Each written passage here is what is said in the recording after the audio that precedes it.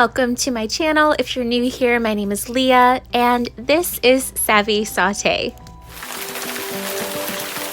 In one of my latest polls, I asked what kind of video you all wanted to see next, and majority said how I meal plan. So that's what we're gonna go over today. I'm gonna show you my steps, my thinking process, and how I create a meal plan for the entire month.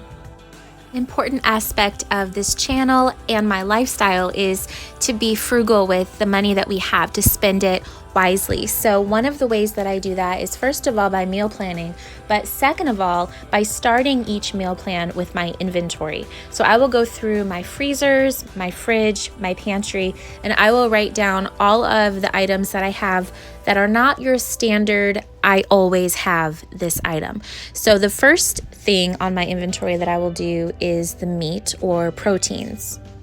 And I realize this may seem daunting if you're not in the habit of having an inventory, but I promise you, once you get started, adjusting your inventory every month is really not a big deal. I actually like to keep my inventory on my phone, and then as items are being used, about once a week, I'll go in there and I'll adjust the quantity of everything that I have, remove what I've used.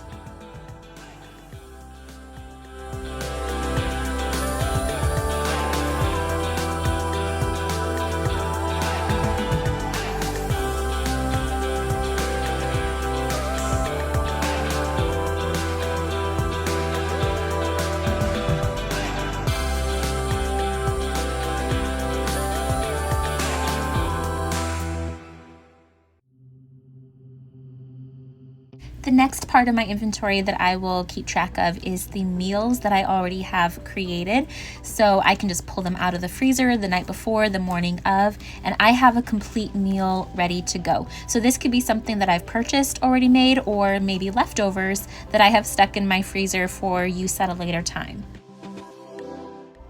The next area that I like to keep track of with my inventory is the pantry, the cupboards, dry ingredients. This would be things like rice or pasta, boxes of macaroni and cheese, even sauces. Keeping track of your inventory, whether it's your freezer, your fridge, or your pantry, is all about using what you have, preventing food waste, and preventing extra costs at the grocery store, buying things that you really did not need. The last area that I keep track of with my inventory would be random things that I have stuck in my freezer, like dinner rolls or sliced peppers that I froze, or it could be a sauce that I didn't completely use, so I put it in the freezer so it wouldn't go bad.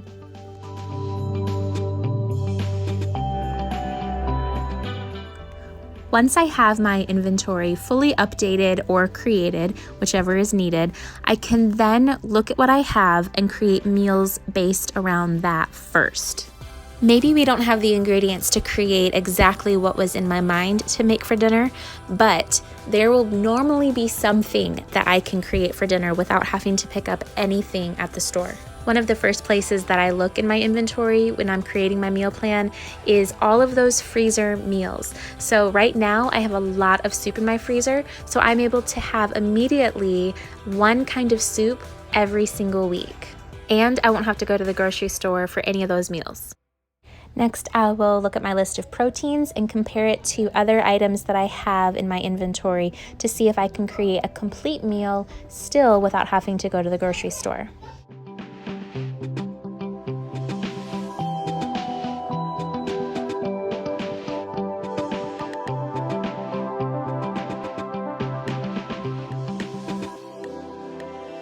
On the same paper as my meal plan, I also keep a running grocery list.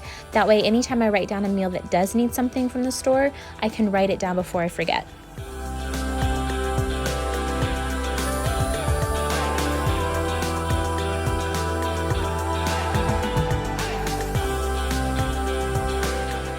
Once I have dinner planned out for the entire month, then I go and fill in my shopping list with the things that I'm going to need to make lunches, snacks, breakfast, any other items that we need in our home. I typically do not plan out what we're going to have for breakfast and lunch every day. I just like to have certain things on hand. I know we'll always have oatmeal, there's going to be eggs in the fridge, I have things to make a sandwich or salad. After I have a general idea of all the items that I'm going to need in my home, then I will go and check the ads and the coupons to see what kind of deals I can get on the things that are on my list, as well as see what kind of things I should add to my list to fill in the gaps. Like for example, I can put asparagus on my list, even though I wasn't sure what kind of vegetable I wanted to get. Now that I've looked at the ad, I know asparagus is a good price. Usually when I check the sale ad, it is on my phone. I will go to the Kroger app and I will check to see if there's any kind of coupons for anything that's already on my list, like this cheese I had on my list. And then if there is a special price on an item, sometimes it requires that you use a coupon. So make sure that I get those clipped. That way I do get the price whenever I check out. And then I also like to go on to Ibotta. This is something that I just started doing within the last few months, and I have saved so much money. There's items that I've gotten for free just because I checked before I went to the store.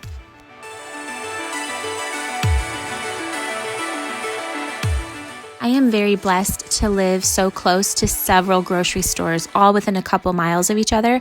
So it's really nothing for me to head over to several different stores within an hour's time frame to see if I can get the best price on markdown produce. Go ahead and pick up the milk at one store because it's on sale for 88 cents and go to another store for the chicken because it's on sale for $1.48 a pound. So that is one of the ways that I save money. But if you're in an area that only has access to one grocery store, obviously it's not going to save you money to drive 45 minutes to get to a store that has a good price on eggs. That said, you would be shocked at the prices that you can get at some of these quote-unquote expensive grocery stores by shopping their reduced stickers. Okay, I'm going to show you all how I use Ibotta to save even more on my grocery bill. But there are several items that I was able to get for free today. I had to pay upfront for it, but then in the next couple hours, the money is going to be reimbursed into my account. When it comes to purchasing items for breakfast, lunches, snacks, I am able to find a lot of good deals on Ibotta.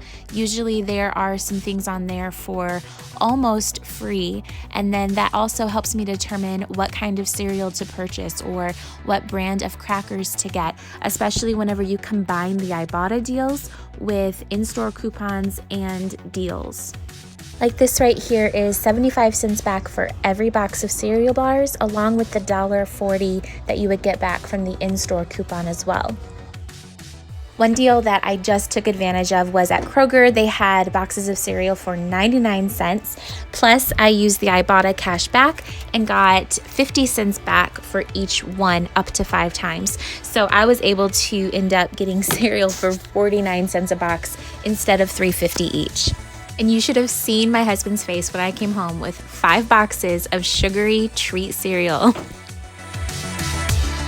Once I get home from the grocery store and I take into consideration all of the substitutions that I may have made with sale items or reduced price items, then I go ahead and finalize my meal plan list. Maybe, for example, instead of picking up an extra pack of chicken, I got a pack of hot dogs for $1, so that's what we're going to grill out on Saturday. Or I was able to get a pack of brats for $1.49, so guess what? We're having jambalaya. Now here is where I think that my meal planning strategy, if you will, differs from majority of people. Rather than sitting down with a calendar or a planner and scheduling out each specific day what meal we're going to have, I rather stick an entire list for the whole month on my refrigerator that I can then pick and choose from every week. This keeps me from feeling locked into a set schedule for our meals. Let's say I really don't feel like cooking something that intricate on Monday. Well, then let's just switch it up. I'll do something else and I can pick something from the list. And this is also why I like to write with a pencil, because I can then go back and erase it, change it, and no one's the wiser. Yeah, just kidding. That actually kind of drives me crazy, but that's the system I have settled on.